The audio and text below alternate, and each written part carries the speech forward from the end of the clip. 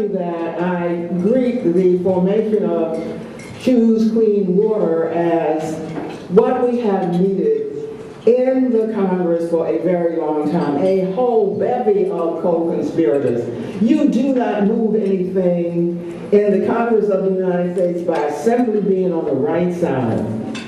You move it when people decide to come together and move the Congress to move it.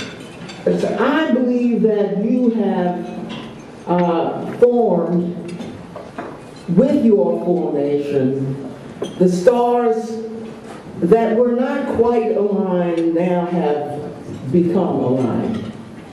We have an administration committed to the Bay.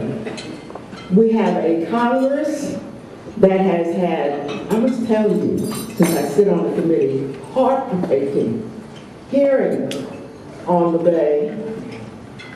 But what we now have is a coalition of the entire region that wants to save the Bay.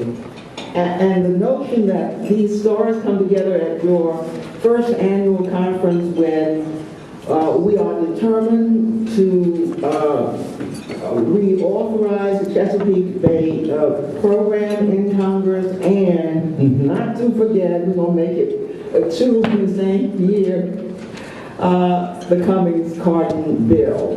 We need to make up for lost time. So I'm thrilled and didn't want to miss saying a few words to you. We have the executive order. We are now looking, Congress is late at getting back in session, but we were hoping to reauthorize the Chesapeake Bay program in February. We have real federal leadership. When the President of the United States makes the EPA administrator the chairwoman of the Executive Council, as far as I'm concerned, he is taking personal responsibility for the Bay. Look, Democrat though I am, I believe in holding Democrats responsible, and I think we can get to the President if this thing lags. Yes, there have been an extraordinary array of partners working with us forever. And I've been in the Congress for 2 decades.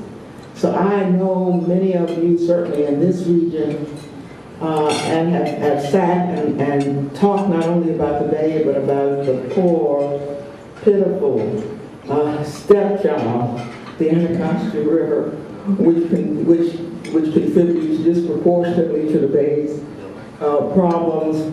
The Cummings-Carton bill is a huge ray of hope. I see no reason why the bill should pose problems for our committee.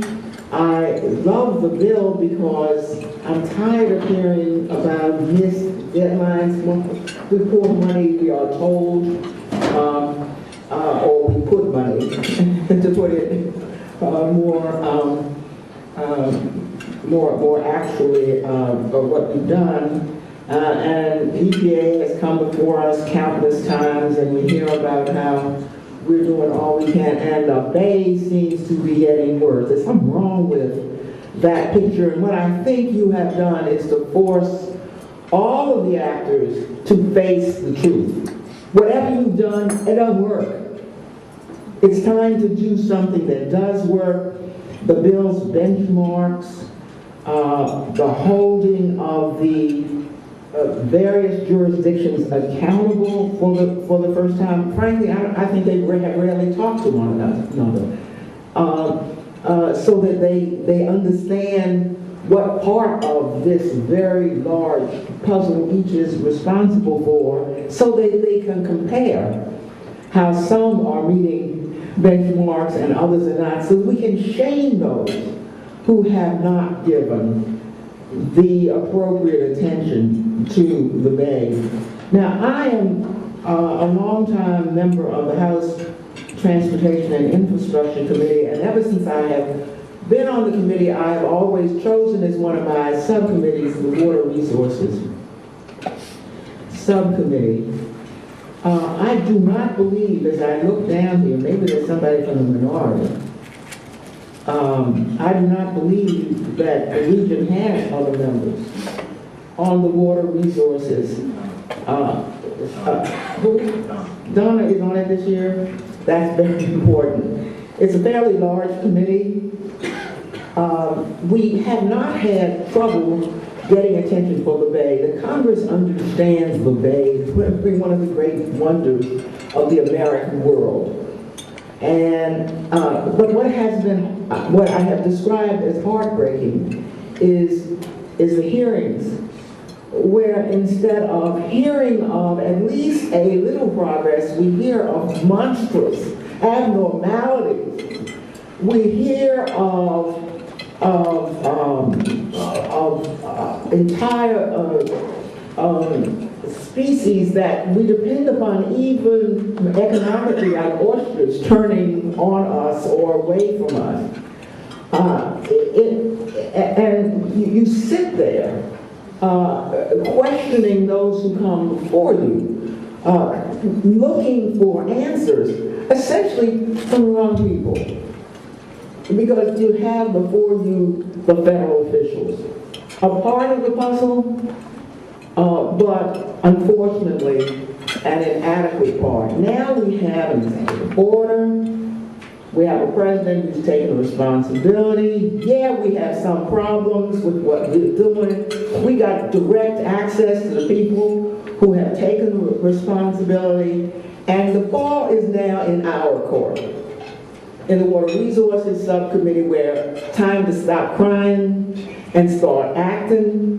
And I can tell you that for my part, I have already secured a commitment from the chair of the subcommittee to hold a hearing on the Anacostia River in particular because of its impact on the Bay. I'm going to have that hearing, of course, before reauthorization, so that the Congress can get a greater understanding from near in as to why the Bay is important and why it cannot, it is not some great wonder out there. It is a part of this region, the whole East Coast region, that feeds into it and decimates it. Therefore, I have given particular focus to the Anacostia, a stone's throw, really, from the Capitol. You got a strong arm, even if you're not on steroids.